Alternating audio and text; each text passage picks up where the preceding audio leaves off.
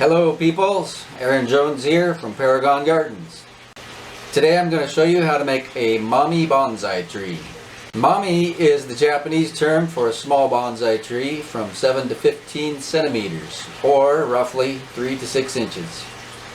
For the material, we'll be using a Chamaecyparis Piscifera Tsukumo, a saguaro cypress. This tree makes an excellent choice for a mommy because it's very slow growing, only 1 to 3 inches per year, and that's if it's planted in the ground. A full grown height of only 18 inches. It's extremely cold hardy from zone 4 to zone 8. Okay, so getting right to it. The first thing I like to do is clean up and expose the crown of the roots. The exposed roots, often referred to as the nabari, is an extremely important part in making the decision of what will become the front of the bonsai tree. Just give the pot a few squeezes, working around it. That kind of compresses the soil so you can easily lift it out without damaging anything. Pull the soil back with your fingers away from the trunk. Kind of make a taper coming down and away from the tree. When you get right up in here, you can see that there's a lot of nice trunk. It's actually tapering out, coming down still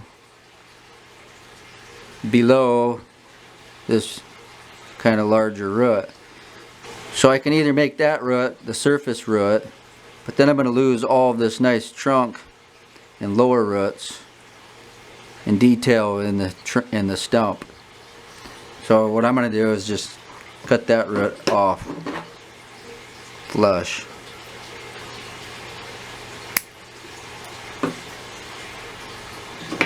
And some of the little fine roots on the top. Being careful not to cut the bigger ones that you want.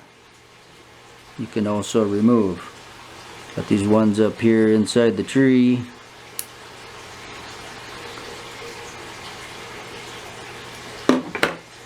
Now you can see the roots system pretty well. Get a look at the branches under there, the structure of it. And I can see right off the bat that this has got the nicest roots and trunk. None of them are coming right at you. You got some good options for branching up there. So I'm going to choose that as my front. Now that I've decided on the front of the tree, what I like to do is take all the stuff that I removed from the pot and put it back in the bottom, and then you can replace the tree on top of that debris. I'm a poet. Tuck the roots back in, and now you can see with it sitting on top of that debris, I got a good view to work on it, but I don't have to worry about the roots evaporating the moisture so fast, so I'm not having to constantly mist it, and it allows me to work on it, taking my time at my leisure. One of the challenges of working on a Tsukumo is the fact that it's so compact. It makes it difficult to see exactly what you're trying to do in there. So to begin with, start by just removing all the dead stuff, which usually you can pull it out just with your fingers, and that's going to give you a little bit of view into the tree. Just keep pulling the branches apart and removing the dead stuff.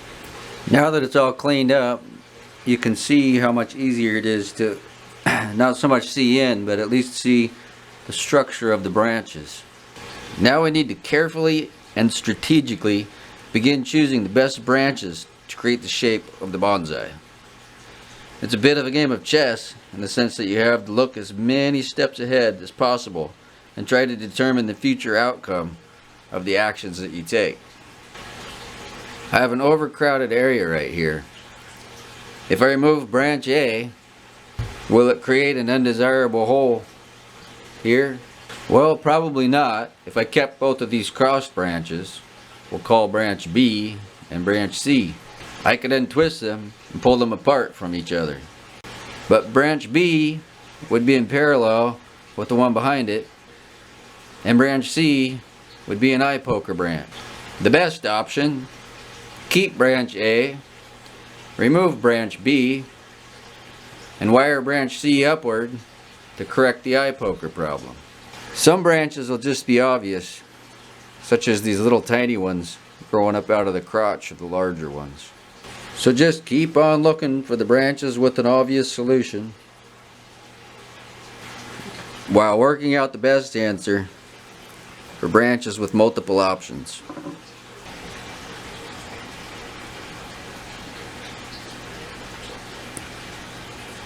Keep on thinning and working your tree in this way, trying to keep everything generally balanced, and you'll start to be able to determine where the separations in the branches need to be. At which point you can begin to just carefully remove the right branches to enhance the separations.